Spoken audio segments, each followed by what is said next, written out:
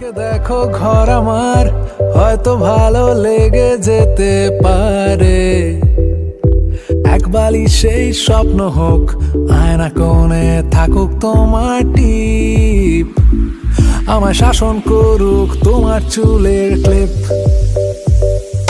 ছুঁয়ে দেখো হাত আমার হয়তো ভালো লেগে যেতে পারে, এই শরীরে ঢেউ ওঠে ভাসিয়ে নিয়ে যাবে কি তোমায়, একটা সুযোগ দিও তাই আমায়।